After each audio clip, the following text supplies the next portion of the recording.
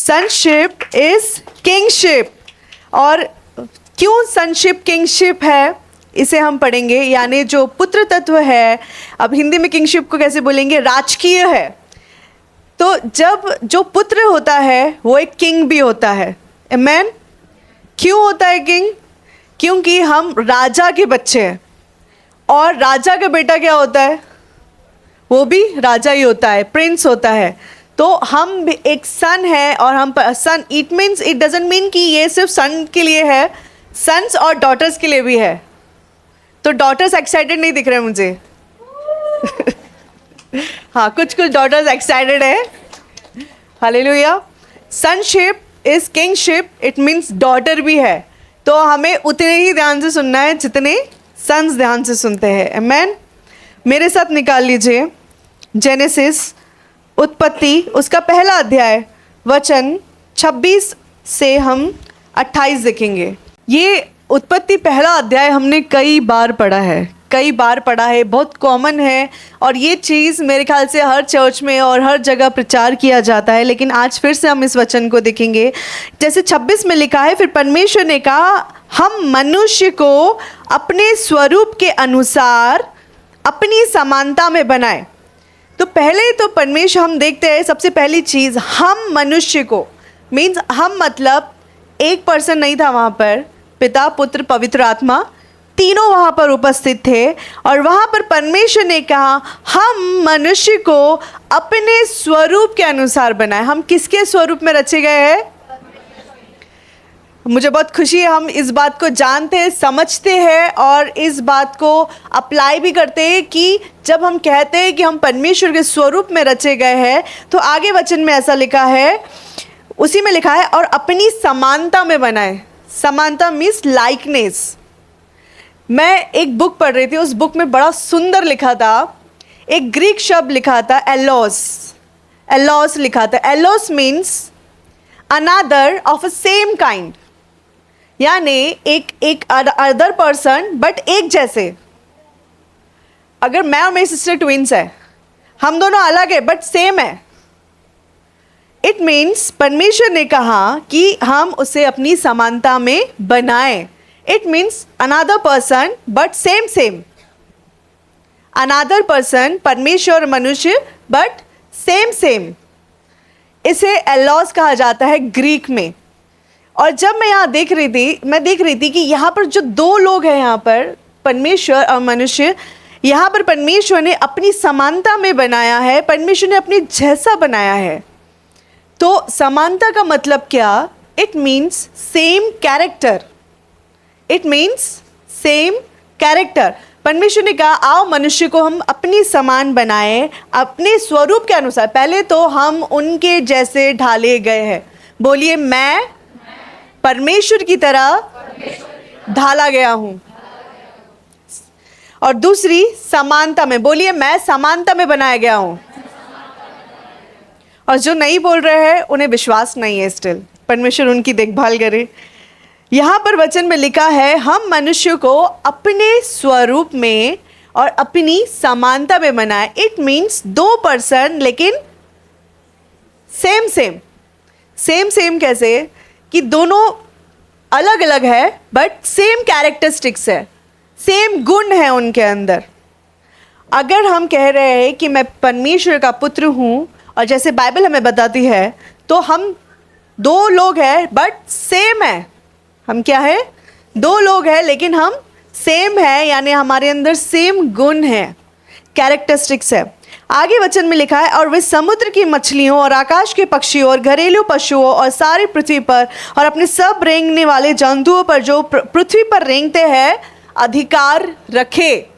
परमेश्वर ने हमें आकाश और पृथ्वी, ये सारी बातों पर परमेश्वर ने हमें क्या दिया? अधिकार दिया है। क्या इंग्लिश में लिखा है? डोमिनियन, अधिकार दिया है। ये बात हम सबको पता है, हमने कई बार पढ़ा है, लेकिन हम इसको और डीपली देखेंगे आज कि सबसे पहले परमेश्वर ने हमें अपने जैसा बनाया, हमें अपने सेम कैरेक्टर्स दिए, प्लस हमें अधिकार दिया। और वचन में आगे लिखा है 27 में, तब परमेश्वर ने मनुष्य को अपने स्वरूप के अनुसार उत्पन्न किया। ये रिपीट हो रहा है।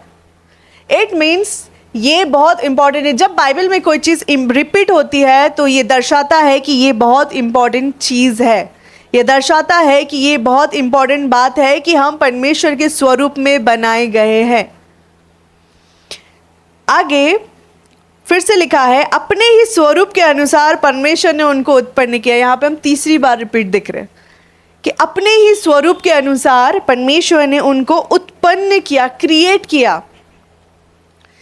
एक बार मैं देख रही थी, एक बार मैं स्टडी कर रही थी और मैंने देखा कि इसे परमेश्वर ही है जो क्रिएट कर सकता है। हम ह्यूमन सिर्फ चीज़ों में से जो परमेश्वर ने दिया है उसमें से कुछ बना सकते हैं, बट वो परमेश्वर ही है जो जहाँ पर कुछ नहीं होता वहाँ पर वो क्रिएट कर सकता है, बना सकता है, यानी वो उत्पन्न कर सकता है। वो सिर्फ परमेश्वर है।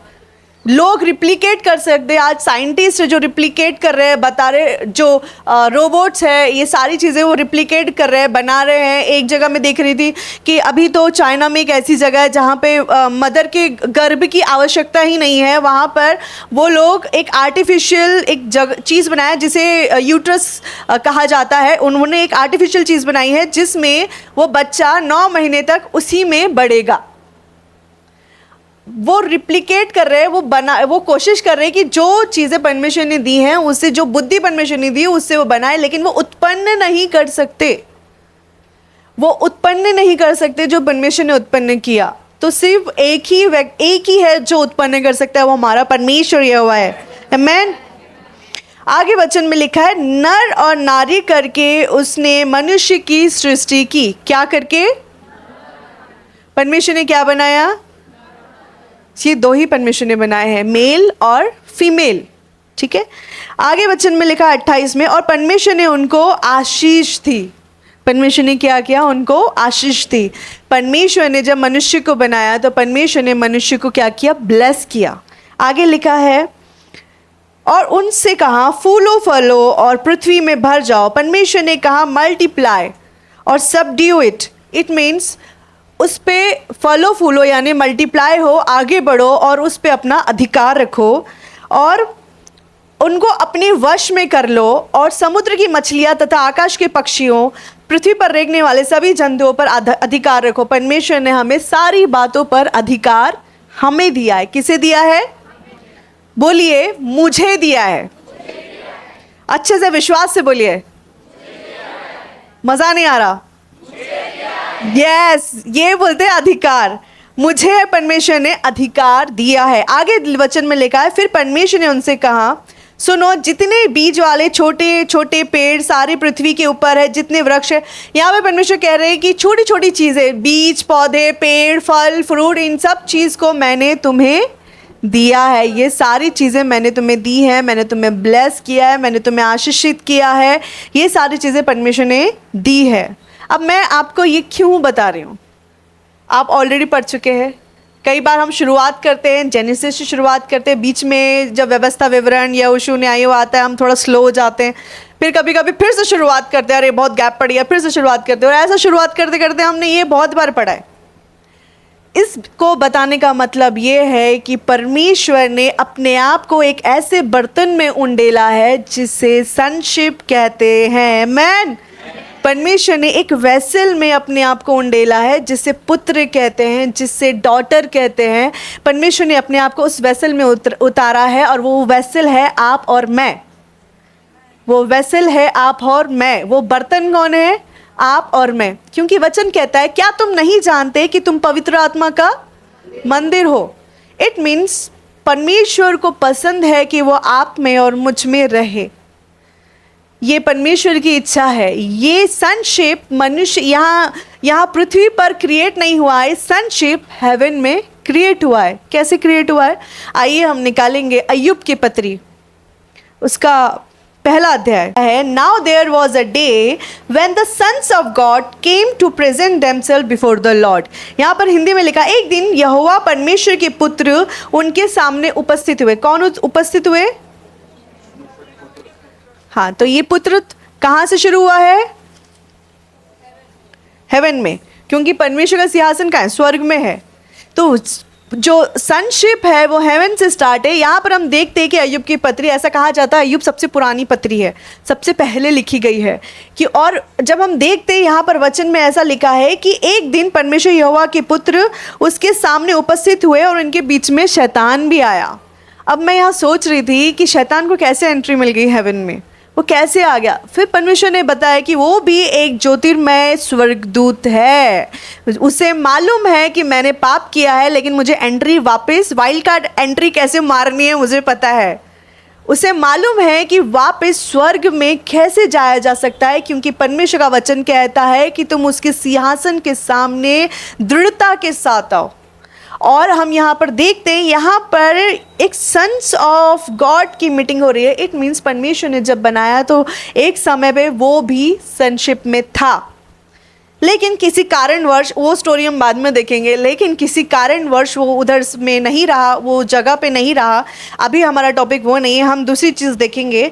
एक दिन यहोवा परमेश्वर के पुत्र उनके सामने उपस्थित हुए और उनके बीच में शैतान भी आया। यहोवा ने शैतान से पूछा तू कहाँ से आता है। वो सिर्फ आया ही नहीं, लेकिन उसने पूरी मीटिंग हाईजैक कर ली।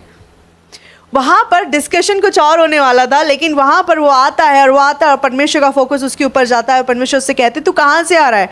वो परमेश्वर को बोलता है कि मैं पृथ्वी पर इधर उधर घूमते फिरते डोलते डालते मैं इधर आया हूँ।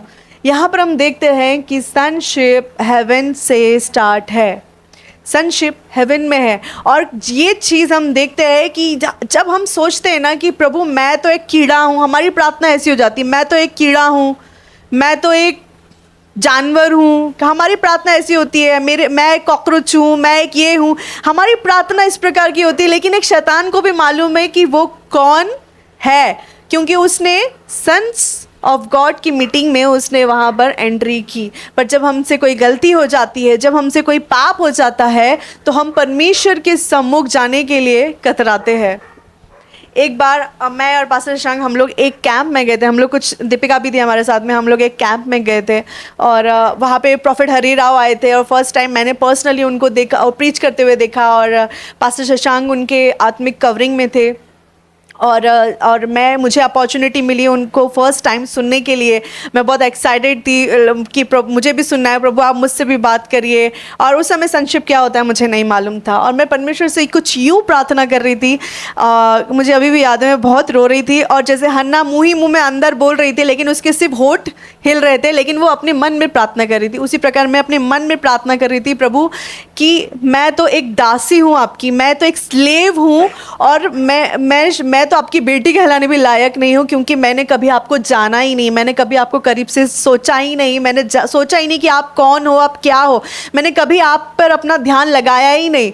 और मैं यही प्रार्थना कर रही थी और पूरा गिल्ट मुझे खाया जा रहा था कि मैं इतने साल हो गए लेकिन मैंने प्रभु को कभी जाना ही नहीं। और वो गिल्ट मुझे इतनी बुरी तरीके से खा रहा था और उस समय मैं रो रो के परमेश्वर से प्रार्थना कर रही थी कि पिता मैं तो एक स्लेव हूँ, कि मैं, अगर आप मुझे स्लेव करके भी रिकॉग्नाइज़ करेंगे तो मेरे लिए काफ़ी है। और मैं प्रार्थना कर रही थी और मेरी आंखें बंद थी और मैं रो रही थी और प्रॉफिट हरी वहाँ पे कुछ लोगों के लिए प्रार्थना कर रहे थे और मैं भीड़, वहाँ पे 1000 यूथ था और 1000 यूथ के बीच में मैं थी और वहाँ पर प्रार्थना करते करते वो आए और कब आए मुझे नहीं पता। और उन्होंने मेरे ऊपर हाथ रखा और उन्होंने कुछ यूँ शब्द कहे कि परमेश्वर कह रहे हैं कि तुम मेरी बेटी हो। और मैं इतना ओवरफ्लो हो गई खुशी से कि ये बात तो सिर्फ मैं मन में जानती थी कि मैं परमेश्वर से कह रही थी कि मैं तो आपकी दासी हूँ। अगर आप मुझे अपनी दासी कहकर भी, एक स्लेव कहकर भी अगर आप मुझे रिकॉग्नाइज़ करते तो मेरे लिए बहुत बड़ी प्रिविलेज की बात है। और वहाँ पर वो आकर कहते हैं कि वो आके कह रहे हैं कि परमेश्वर कह रहे हैं कि तुम मेरी बेटी हो, यू आर माई डॉटर। और मैंने हमेशा, वो कह रहे हैं कि परमेश्वर कह रहे हैं कि मैंने तुम में हमेशा विश्वास योग्यता देखी है और तुमने मुझे हमेशा, तुम्हें देखकर मुझे हमेशा खुशी हुई और तुम मेरे लिए महिमा को लेकर आओगी, परमेश्वर की महिमा लेकर आओगी। और जब वो ये सारे शब्द कह रहे थे तो मैं इतनी ओवरफ्लो हो गई खुशी के साथ, मैं रो रही थी। मेरे सारे एक्सप्रेशन मिक्स थे, मैं रो रही थी, मुस्कुरा रही थी, हंस रही थी। आई डोंट नो, मैं एक्सप्लेन नहीं कर सकती कि वो मोमेंट मेरे लिए क्या था, लेकिन वो मोमेंट मेरे लिए एनकाउंटर था। मेरे लिए एक ऐसा एनकाउंटर था, वो भले ही कुछ सेकंड का था, लेकिन उस एनकाउंटर को मैंने ग्रिप कर लिया और मैंने उसको अपने जीवन में ले लिया।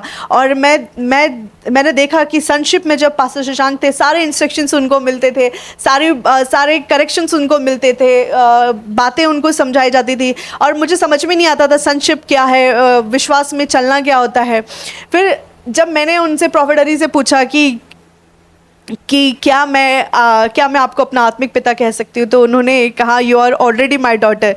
तो एक दिन पास्टर शशांक ने मुझसे कहा कि मैंने इतनी मेहनत की है और उसका ग्रेस तुमको मिला है कि मुझे तो एफर्ट्स भी नहीं डालने पड़े, कि लोग कहाँ नहीं चाहते हैं एक मैन ऑफ गॉड, एक वुमेन ऑफ गॉड से मिलने के लिए, बातचीत करने के लिए, लेकिन सारी मेहनत मैं क्रेडिट पास्टर शशांक को देती हूँ क्योंकि उन्होंने सारी मेहनत की, लेकिन उसका ग्रेस मुझे मिला। और मैं परमेश्वर को धन्यवाद देती हूँ कि प्रभु ने मुझे अपॉर्चुनिटी दी कि मैं उनके कवरिंग में हूँ, प्रॉफिट हरी और प्रॉफिटेस क्रिस्टिना के, और स्टिल मैं सीख रही हूँ।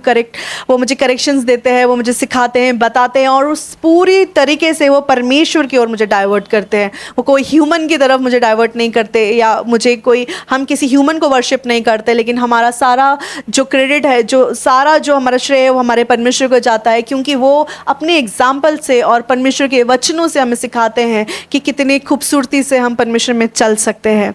सो हम यहाँ पर देख रहे थे कि संक्षेप स्वर्ग से शुरुआत है, संक्षेप की शुरुआत स्वर्ग से हुई है। मेरे साथ निकाल लीजिए यशाया उसका 9वां अध्याय वचन 6, यशाया उसका 9 अध्याय वर्स 6। सीख रही थी, मैंने सीखा, प्रॉफिट हरी एक दिन सिखा रहे थे और उन्होंने बहुत ब्यूटीफुली सिखाया उन्होंने कि जो सनशिप है, जो हेवन है, जो स्वर्ग है, वहाँ पर एक शासन है और उसे पिता और पुत्र कहा जाता है, सनशिप और फादरहुड कहा जाता है। और वहाँ पर हम देखते हैं कि यहाँ पर वचन में लिखा है कि वचन में देखते हैं कि प्रभुता उसके कंधों पर होगी, और वो प्रभुता और कोई नहीं है, ये सनशिप है जो परमेश्वर ने आपको और मुझे दिया है कि ताकि आप और मैं परमेश्वर की पहचान में चल सके। मेरे साथ कुछ वचन निकाल लीजिए। पहले हम वचन में देखेंगे रोमियो की पत्री उसका 8वां अध्याय वचन 14, रोमियो की पत्री उसका 8वां अध्याय वर्स 14।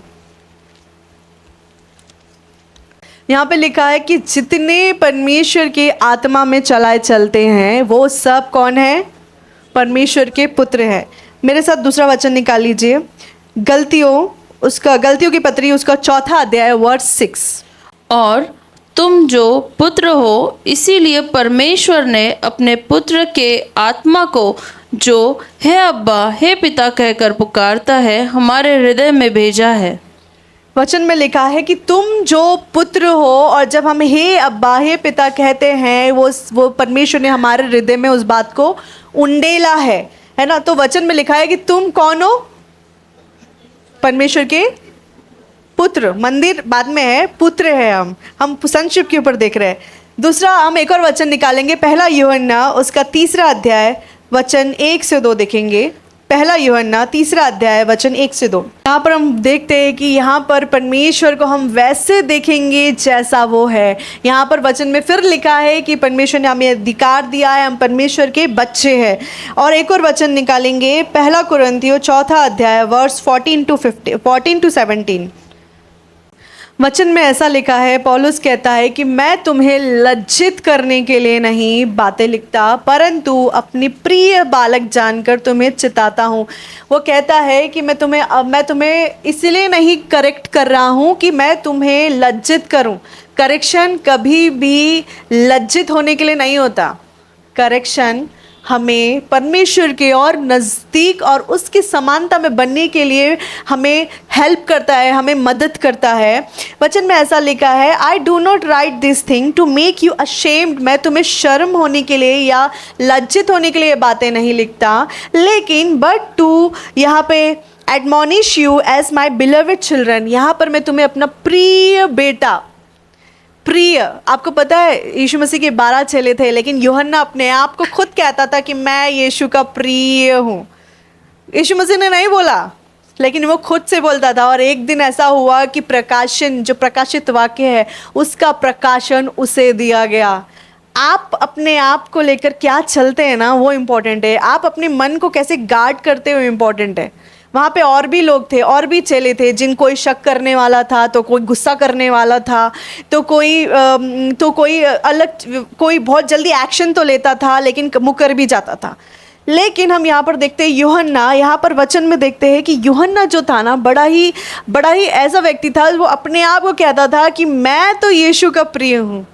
अभी दूसरे बोलते होंगे, तुझको पास्टर ने बोला क्या कि तू प्रिय है? नहीं ना, बट वो खुद से बोलता था कि मैं उनका प्रिय हूँ। और जब वो बिना ऑफेंस किए, बिना किसी बात को, अपने दिल को दुखाए, वो यीशु मसीह के साथ चला। बड़ी प्रताड़नाएं हुई, बड़ी परसिक्यूशन आया उसके जीवन में, लेकिन उसके बाद जो प्रकाशित वाक्य का जो प्रकाशन है वो यूहन्ना को दिया गया। हालेलुया। और स्टिल आज तक उसको किसी ने पूरा नहीं समझा है। इतना डीप है प्रकाशित वाक्य, आज तक उसको पूरा किसी ने ही नहीं समझा है। आज भी लोग अंदाज़ा लगा रहे कि इसका मतलब ऐसा होगा, इसका मतलब ऐसा होगा। यहाँ पर आगे पौलुस कहता है, परंतु अपना प्रिय बालक जानकर मैं तुम्हें चिताता हूँ। अगर कलीसिया में कोई व्यक्ति जो पासबान होता है, वो अगर हमें सिखाते हैं, तो वो हमें अपना प्रिय बालक करके वो हमें सिखाते हैं। वचन में आगे लिखा है, क्योंकि यदि मसीह में तुम्हारे सिखाने वाले 10,000 भी हो। पौलुस कहता है तुम्हें 10,000 लोग मिल सकते हैं सिखाने वाले। हो सकता है तुम्हें चेस बोर्ड खेलना पसंद है तो चेस सिखाने वाला कोई मेंटर होगा। हो सकता है तुम्हें क्रिकेट पसंद है तो क्रिकेट सिखाने वाला कोई मेंटर होगा। हो सकता है कि आपको कोई स्पेशल सब्जेक्ट पसंद है तो केमिस्ट्री पसंद है, फिजिक्स पसंद तो उसको सिखाने वाला कोई होगा। हो सकता है कि आपको स्विमिंग पसंद है तो स्विमिंग कराने वाला या सिखाने वाला मेंटर होगा। ऐसे 10,000 हो सकते हैं आपको सिखाने वाले, लेकिन तो भी तुम्हारे पिता बहुत से नहीं, क्योंकि इसलिए कि मसीह यीशु में, किसमें? मसीह यीशु में, किसके द्वारा? सुसमाचार के द्वारा मैं तुम्हारा पिता हुआ। किसमें? मसीह यीशु में। किसके द्वारा? सुसमाचार के द्वारा मैं तुम्हारा पिता हुआ। अगर मैं तुम्हें करेक्ट कर रहा हूँ तो मुझे प्रभु यीशु मसीह में अधिकार है सुसमाचार के द्वारा कि मैं तुम्हें सुधारूं, मैं तुम्हें करेक्ट करूं। आज कई सारे लोग ये वचन के महत्व को नहीं समझ पाते। यहाँ पर वचन में ऐसा लिखा है, पौलुस कहता है होंगे तुम्हारे सिखाने वाले 10,000, पर पिता 10,000 नहीं होता। पिता, आत्मिक पिता जो होता है वो एक ही होता है, जो तुम्हें सिखाता है। क्या सिखाता है? सुसमाचार के द्वारा तुम्हें सिखाता है। आगे वचन में ऐसा लिखा है, इसलिए मैं तुमसे विनती करता हूँ कि मेरी सी चाल चलो। अभी यहाँ पे कॉन्ट्रास्ट हम देख सकते हैं। वो बोल रहा है कि मैं सुसमाचार में सिखाता हूँ, और यहाँ पे लिखा है तुम मेरी सी चाल चलो। तो अब यहाँ गॉस्पेल कहाँ गया? आप कई बार ये लोग इस बात को ना कॉन्ट्रास्ट कर देते हैं, लेकिन बात ऐसी नहीं है। बात ये है कि वो बोल रहा है कि सुसमाचार के द्वारा जब मैं तुम्हें सिखा रहा हूँ, इट मीन्स मैं तुम्हारा पिता हूँ, लेकिन तुम मेरी सी चाल चलो, क्योंकि मैं उस जगह पे मैंने परमेश्वर को डीपली देखा है। मैं सुख दुख भोगी हूँ, मैंने गलतियाँ की हैं, और मुझे अगर 10 साल 20 साल यहाँ लगे तो तुम्हें 3 साल लगेंगे, 2 साल लगेगा, 1 साल लगेगा, 6 महीना लगेगा, लेकिन तुम्हारा उतना समय वेस्ट नहीं होगा। तुम अगर डायरेक्ट सोचोगे कि वचन में ऐसा लिखा है, लेकिन वो बता रहा है कि मैंने एक्सपीरियंस किया है। कई बार लोग मिसअंडरस्टैंड करते हैं कि ये पास्टर अपने एग्जाम्पल से क्यों सिखा रहे हैं हमें। वो इसीलिए सिखा रहे हैं क्योंकि उन्हें 20 साल लगे उस जर्नी को करने के लिए, लेकिन वो आपको वो सिखाकर आपका वो उतना समय बचा सकते हैं। और हो सकता है कि उसको आपको चलने के लिए 20 दिन लगे, 60 दिन लगे, 1 साल लगेगा, लेकिन आपका जो ड्यूरेशन है वो 20 साल का ड्यूरेशन श्रिंक होके इधर आ जाएगा और आप चल पाएंगे। इसीलिए सनशिप बहुत ज़रूरी है, इसलिए फादरहुड बहुत ज़रूरी है। अब 17 वचन में लिखा है, इसलिए मैं तीमुथियुस को, जो प्रभु में मेरा प्रिय और विश्वास योग्य पुत्र है। यहाँ पर वो लिखता है कि तीमुथियुस जो मेरा प्रिय और विश्वास योग्य पुत्र है। कितनी ब्लेसेड कलीसिया है जहाँ पर परमेश्वर के ऐसे जन हैं, जहाँ पर जो विश्वास योग्यता के साथ अपने आत्मिक पिता के साथ चलते हों। कि बहुत कम जगह है जहाँ पर मिलते हैं, लेकिन जहाँ मिलते हैं वहाँ कलीसिया उन्नति करती है। क्या होती है वहाँ पर? कलीसिया उन्नति करती है। यहाँ पर आगे लिखा है, वह तुम्हें मसीह में मेरा चरित्र स्मरण कराएगा। वो बताएगा कि मैंने कैसे चीज़ों को किया है, कैसे मैंने उस उबड़ खाबड़ रास्ते पे मैं चला हूँ, और वहाँ पर जाके वो बताएगा कि मैंने कैसे चीज़ों को किया है। वो बताएगा कि मैंने कैसे सिखाया है तिमुथियुस को। वो अपना वेश तुमको नहीं बताएगा तिमुथियुस, वो ये नहीं बताएगा कि मैंने ऐसा किया, वो ये बताएगा कि मैंने कैसे सीखा। एक सन जो होता है ना अपने पिता को रिफ्लेक्ट करता है। एक सन जो होता है ना अपने पिता को रिफ्लेक्ट करता है, दर्शाता है। एक सन जो होता है वो, यीशु मसीह कहते हैं मैं खुद से कुछ नहीं करता, लेकिन जो पिता को करते हुए दिखता हूँ मैं वो करता हूँ। इट मीन्स कि एक सन होता है वो अपने वेज नहीं सिखाता आगे, क्योंकि एक सन जो होता है वो एक्सटेंशन होता है अपने पिता का। क्या होता है?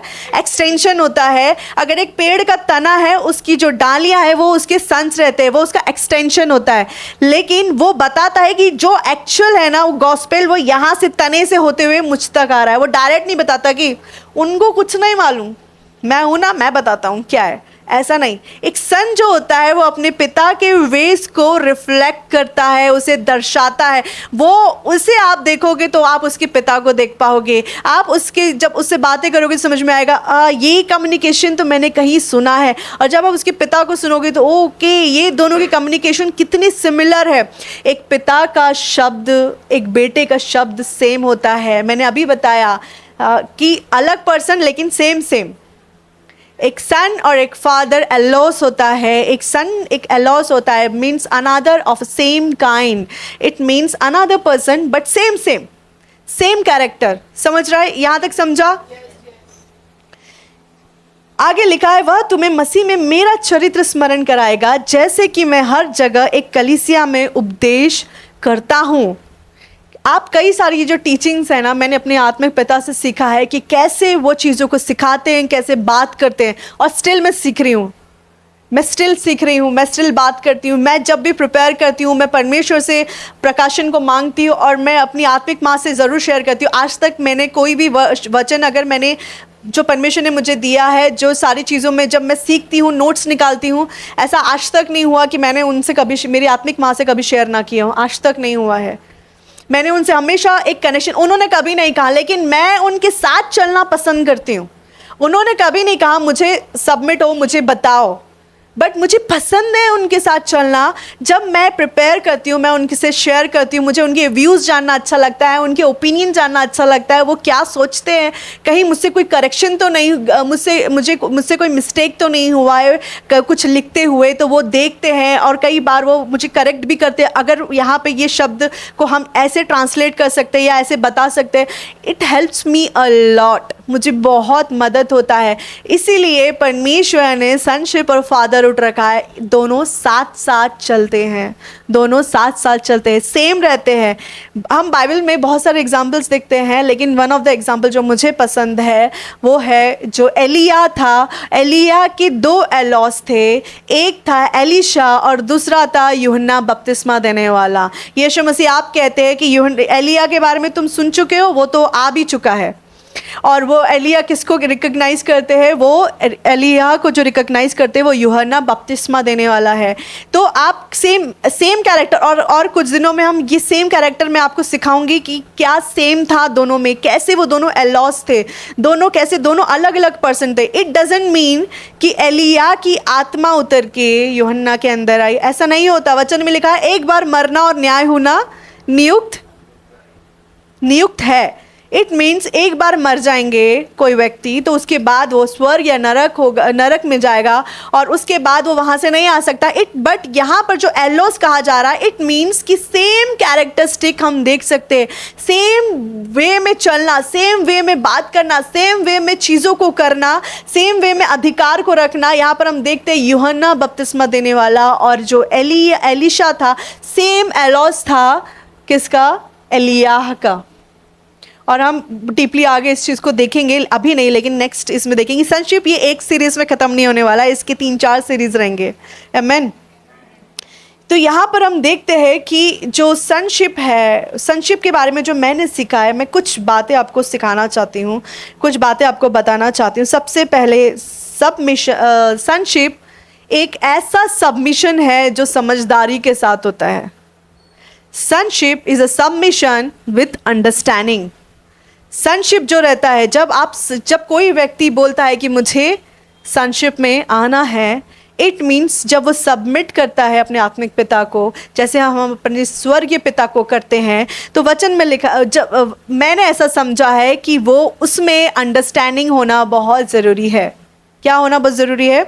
अंडरस्टैंडिंग होना बहुत ज़रूरी है। अगर कोई व्यक्ति सबमिट करता है लेकिन उसकी समझ नहीं रखता या समझना नहीं चाहता, तो ये उसके लिए बहुत मुश्किल हो सकता है ना। और एक चीज़ याद रखिए, जब हम एक आत्मिक पिता की बात करते हैं तो स्वर्गीय पिता कभी रिप्लेस नहीं हो सकता। स्वर्गीय पिता ही है, लेकिन परमेश्वर हमेशा अपने लोगों को भेजते हैं ताकि हम उनके जीवन को देखकर सीख सके। बाहर वाले सीख रहे हैं, बाहर वाले समझ रहे हैं, मेरी आवाज़ आ रही है बाहर तक? Amen. Sonship is a submission with understanding. Sonship एक सबमिशन है समझदारी के साथ। दूसरी बात हम देखेंगे, अगर कहीं पर सन है तो वहाँ पिता भी है। कोई ऐसी ऊपर से आकर नहीं टपका, या फिर एक बैंग थ्योरी नहीं होगी कि अचानक से टकराया, ये फ्यूजन हो गया और हो गया। अगर कहीं पे कोई मनुष्य में कोई बच्चा दिख रहा है तो समझ, इसका मतलब भले ही वो अनाथ हो लेकिन आया तो कहीं से है, कहीं ना कहीं तो उसका पिता होगा या नहीं होगा, चला गया होगा ऊपर। लेकिन अगर एक बेटा है तो पिता भी है। इट मीन्स अगर हम सन हैं तो आत्मिक पिता, स्वर्गीय पिता है। आगे जो सनशिप रहता है, मैंने बताया, फिर से रिपीट कर रही हूँ। सनशिप एलॉस होता है, अनदर ऑफ सेम काइंड, एक जैसा होता है, लाइक सेम कैरेक्टरिस्टिक होता है अपने पिता का। वो यीशु मसीह कहते हैं, जो मैं करते हुए उनको देखता हूँ वो मैं करता हूँ। और एक और चीज़, सनशिप एक्सीडेंटल नहीं है, जैसे हमने देखा, ये अचानक से नहीं आया है, बैंग थ्योरी नहीं हो गई थी ये। सनशिप हेवन से डिज़ाइन किया हुआ है।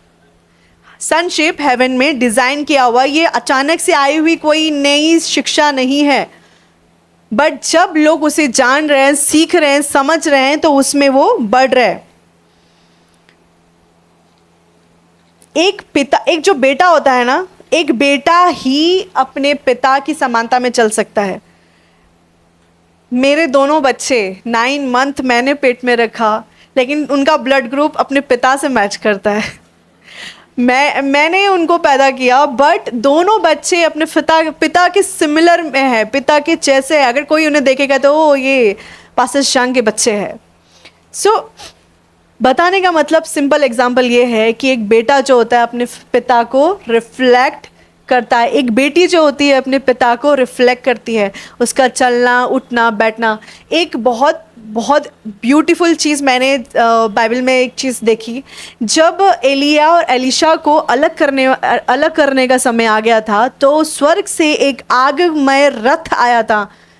पता है ना, हमने सबने पढ़ा है एलिया और एलिशा के बारे में। तो एक आग में रथ आया था और आग में रथ एलिया को उठा ले गया। तो अभी तक मैं यही सोचती थी कि एलिया को एक आग में रथ आया लेने के लिए, लेकिन बाद में मुझे समझ में आया कि आग में रथ सिर्फ एलिया को लेने नहीं आया था, बट उन दोनों को सेपरेट करने आया था, क्योंकि वो चलते चलते ही इतने सिमिलर हो गए थे।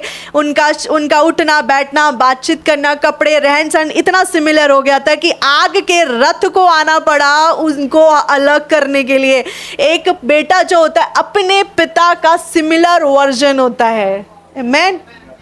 एक बेटा जो होता है वो अपने पिता का सिमिलर वर्जन होता है। एक जो बेटा रहता है, जब मैं देख रही थी, जब मेरे आत्मिक पिता सिखा रहे थे इन विषयों के ऊपर, उन्होंने ये चीज़ को जब बताया तो मेरा माइंड एकदम अलग से वर्क करने लगा कि इतना ब्यूटीफुल और इतना इम्पोर्टेंट चीज़ बात है ये कि एलिया को जब लेने आया तब वो मरा नहीं था, वो फिजिकल बॉडी में उठा लिया गया था।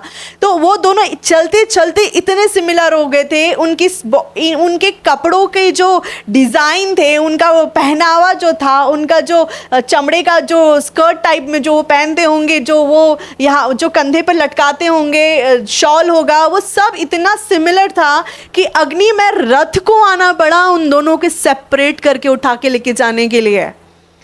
और उसके बाद हम देखते हैं कि सेम मिनिस्ट्री एलीशा की शुरू हुई, सेम मिनिस्ट्री।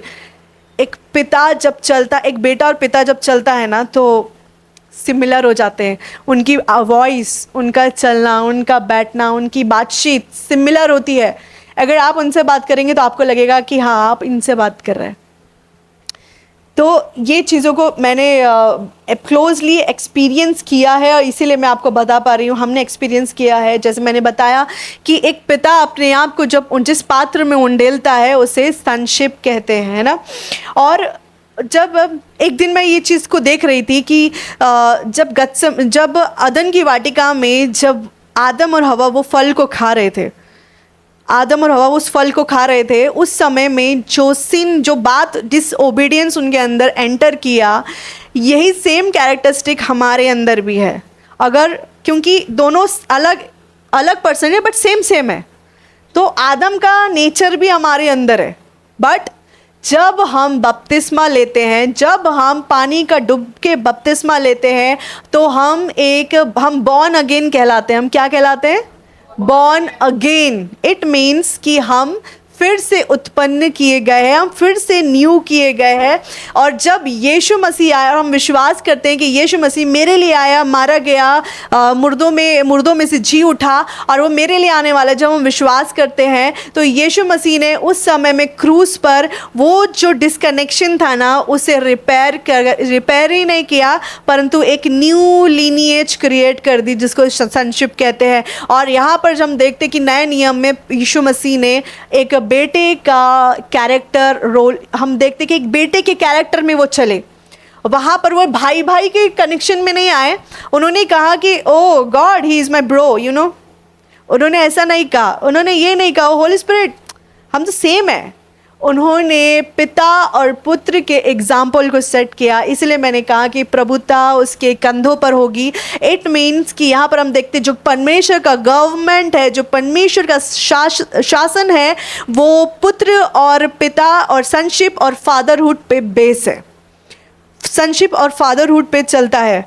मेरे साथ निकाल लीजिए गलतियों की पुस्तक 4 अध्याय वचन 17। कहता हूँ कि वारिस जब तक बालक है, यद्यपि सब वस्तुओं का स्वामी है, तो भी उसमें और दास में कोई भेद नहीं। इट मीन्स कोई डिफरेंस नहीं है। यहाँ पर हम जब संशिप के ऊपर बात कर रहे हैं, यहाँ पर ऐसा लिखा है गलतियों की पुस्तक उसका 4 अध्याय वचन 1 में लिखा है, मैं यह कहता हूँ कि वारिस जब तक बालक है। अगर समझ लीजिए जो सबसे बड़ा मिलियनर जो है इंडिया में, अगर उसका न्यू बॉर्न है तो वो उसे गाड़ी नहीं देगा। अगर वो या फिर वो छोटी सी साइकिल चलाने लगा है, तो इट मीन्स कि वो अपनी रॉयल एंड कौन सी वो रहती, रॉयल्स कार रहती है सबसे बड़ी महंगी, हाँ, वो कार तो नहीं देगा वो अपनी उसको चलाने के लिए। वो वारिस ज़रूर है, वो उसका ही है, बट वो उसे देगा क्या? नहीं देगा। वो पूरा किचन सब कुछ उसका है, बट नाइफ उसके हाथ में देगा क्या? नहीं देगा। बट है तो किसका? उसका ही है। वैसे ही कि वारिस जब तक बालक है, इट मीन्स वारिस जब तक चाइल्डिश बिहेवियर है उसके अंदर, बच्चा है, तब तक सब वस्तुओं का स्वामी नहीं होगा। इट मीन्स आपको मास्टर करना है, अगर आपको बढ़ना है, अगर आपको डोमिनियन में चलना है, तो आपको क्या करना पड़ेगा? चाइल्ड से एडल्टहुड में आना पड़ेगा। आपको बच्चे से एक जो गवर्नमेंट में जो सेट किया हुआ एज है, उस एज में हमें आना पड़ेगा, तभी हमें चीज़ें मिलेगी। यहाँ पर लिखा है तो भी उसमें और दास में कोई अंतर नहीं है।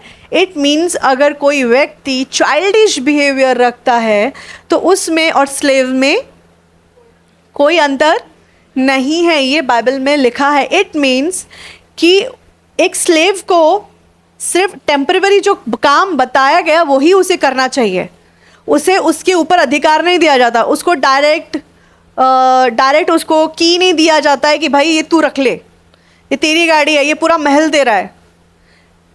जो पुत्र रहता है विरासत भी उसकी होती है। तो जब हम चाहते हैं कि हम अपने पिता के लाइकनेस में चले और जब हम उनकी समानता में चले, जब हम अपने स्पिरिचुअल, मैं हमेशा से चाहती हूँ कि मेरी जो आत्मिक माँ है वो फुल ऑफ विजडम है, फुल ऑफ नॉलेज है, और जिस पोलाइटनेस में वो बात करते हैं, जिस रॉयल्टी में वो चलते हैं, मैं हमेशा विश करती हूँ, और जिस परमेश्वर की प्रेजेंस को वो लेकर चलते हैं, सबसे इम्पॉर्टेंट, मैं चाहती हूँ हमेशा कि मैं उन चीज़ों को कैरी करूँ। लेकिन वचन में ऐसा लिखा है, हम चाहते तो बहुत कुछ है, चाहते तो हम बहुत कुछ है, लेकिन हमें क्या होना, सयाना होना भी तो बहुत ज़रूरी है। यहाँ पर वचन में लिखा है कि वारिस जब तक बालक है तब तक उसका कोई वस्तुओं पे उसका अधिकार नहीं होता है, लेकिन जब वो सयाना हो जाता है तब सारी वस्तुओं का अधिकार उसे मिलता है, और उसमें और स्लेव में अंतर नहीं होता। वैसा ही सेम सनशिप में और स्लेवरी माइंडसेट में अंतर नहीं है, अंतर है जब तक कि वो चाइल्ड है। सनशिप और स्लेव दो अलग अलग डायरेक्शंस है। जो परमेश्वर में अपनी आइडेंटिटी को जानता है वो सनशिप अथॉरिटी में चलता है, लेकिन जो स्लेव सोचता है ना, वो कभी एक जगह पे नहीं रहता। तो मैं कुछ पॉइंट्स शेयर करूंगी, उसके बाद हम फिनिश करेंगे। सनशिप, जो एक सन रहता है ना, वो अपनी कलीसिया में अपने कलीसिया में परमेश्वर के वचनों में जड़ें मजबूत करता है। कहाँ जड़ें मजबूत करता है? वचन में, कलीसिया में। आंधी आती है, कोई उसे कुछ बहलाए फुसलाए वो सुनता नहीं है। बट जो एक सन होता है उसकी जड़ें परमेश्वर में मजबूत होती हैं, लेकिन एक स्लेव की नहीं होती। वो क्या करता है, ज़्यादा ऑफ़र कहाँ मिला मुझे, मैं जब अप्लाई कर रही थी मैंने 10 जगह रिज्यूम डाले थे, लेकिन मेरा इंटरव्यू सारी जगह अच्छे हुए थे जब मैं प्राइवेट में थी। तो मैंने देखा कि जहाँ जहाँ मुझे अच्छे ऑफर्स मिल रहे थे, मैंने उस जगह को हाईलाइट किया था कि यहाँ पर मैं देखूँगी। तो उन्होंने जहाँ मुझे सबसे अच्छा पैकेज दिया था, वहाँ पे मैंने इससे पहले वाला छोड़ दिया और मैं वहाँ चली गई। लेकिन पता चला कि जब कुछ समय में पास्टर शशांक ने जस्ट अपने जॉब को क्विट किए उन्होंने कि मैं परमेश्वर को पूरी तरीके से सेवा करना चाहता हूँ। जब उन्होंने ये निर्णय लिया, उसके 1.5 महीने के अंदर जो एग्ज़ाम मैंने 2 साल पहले दिया था उसका रिज़ल्ट आउट हुआ, और जिस जगह पर मैं हूँ वो जगह मुझे पोस्टेड की गई।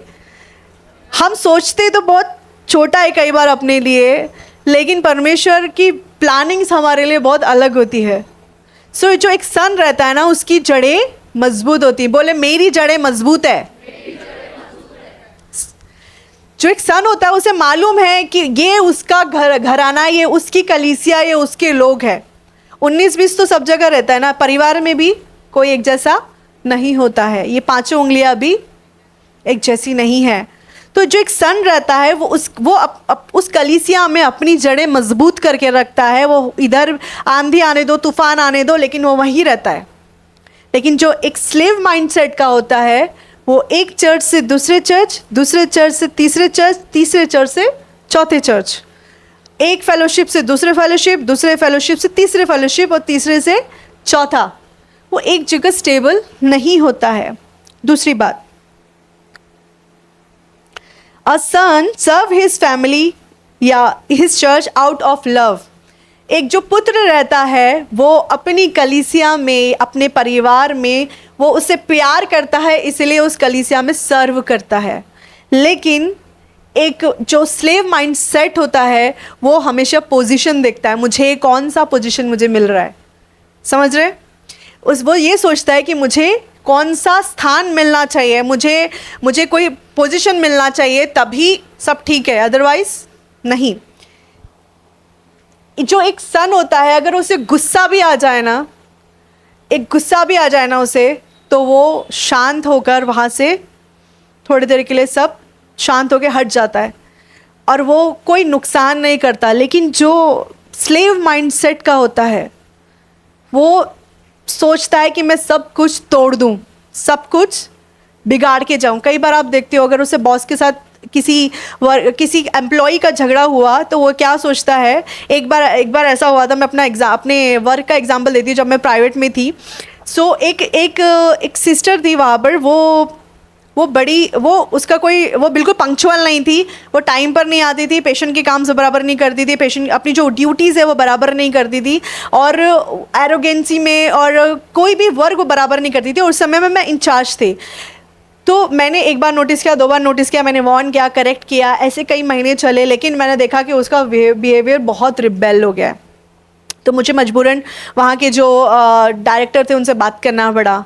डायरेक्टर ने बात किया, डायरेक्टर ने कहा कि अगर वो पेशेंट के और जो रिस्पॉन्सिबिलिटीज़ है वो बराबर नहीं कर रही है तो हमें एक्शन लेना पड़ेगा। तो जब वहाँ पर मैंने बात की तो उसे जब बोला गया तो उसने सीधे बोला कि ये मेरा रेजिग्नेशन है, मैं जा रही हूँ छोड़ के। बट जाते जाते उसने 2-3 मॉनिटर्स के केबल काट दिए और जाते जाते एक मॉनिटर पलट दिया। ये जब मैंने देखा तो मैं तो दंग रह गई कि कैसे कोई कर सकता है, लाइक कि हॉस्पिटल का किसी भी जगह का नुकसान कैसे कर सकता है। बट ये स्लेवरी माइंडसेट है।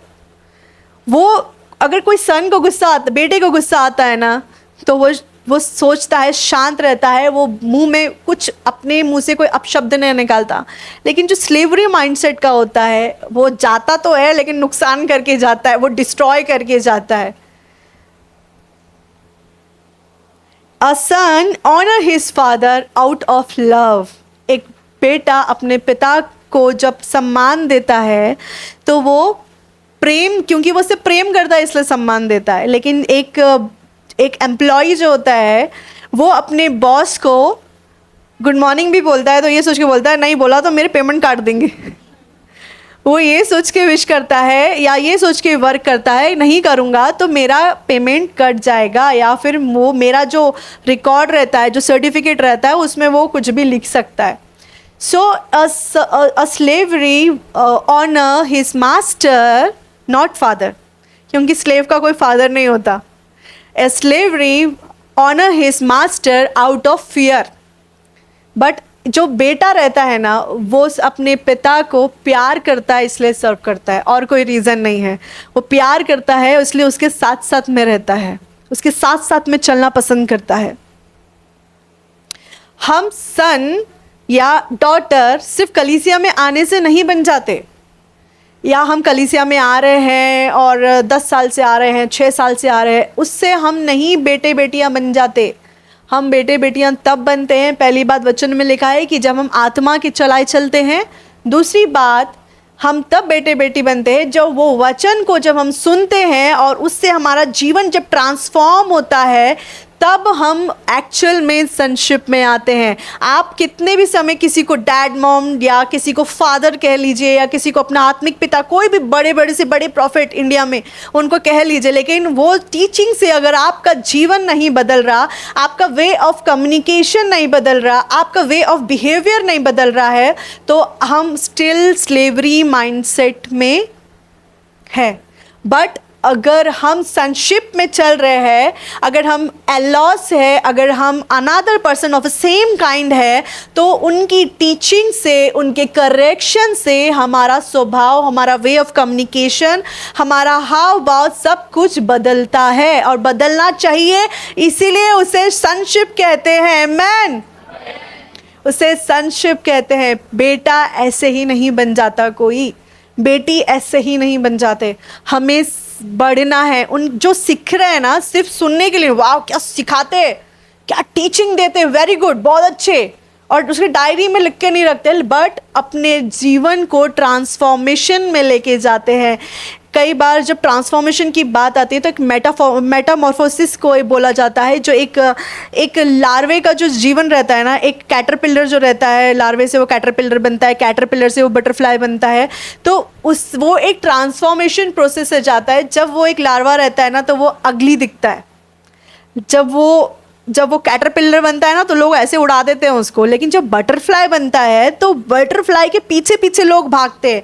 इससे ट्रांसफॉर्मेशन कहते हैं। अगर टीचिंग से आपका ट्रांसफॉर्मेशन नहीं है तो हम सिर्फ जस्ट एक मेंबर है, हम सिर्फ चर्च में आकर बैठ रहे हैं। लेकिन अगर शिक्षाओं से, परमेश्वर के वचनों से और इस कलीसिया में जब इंस्ट्रक्शंस मिल रहे हैं उससे अगर हम अपने आप को करेक्ट करते हैं तो ट्रूली सनशिप में चलते हैं। आमेन। यीशु मसीह ने, जैसे मैंने कहा, फिर से रिपीट करती हूँ, यीशु मसीह ने कहा जैसे मैं अपने पिता को करते हुए देखता हूँ मैं वैसे ही करता हूँ, मैं और पिता एक हैं। तो उन्होंने ये नहीं बोला पिता ने जो किया वो तो हेवन है, वहाँ तो चुटकी बजा सब होता है, स्वर्ग में तो पसीना, पृथ्वी पर तो पसीना बहाना पड़ता है। उन्होंने ऐसा नहीं कहा, मैं जो पिता को करते हुए देखता हूँ वही करता हूँ। उन्होंने एक फादरहुड, एक सनशिप को पृथ्वी पर रिप्लिकेट किया, एलॉस ऑफ अ सेम काइंड, दो अलग अलग पर्सन बट एक जैसे। एक पिता और पुत्र अलग अलग होते हैं लेकिन सेम होते हैं।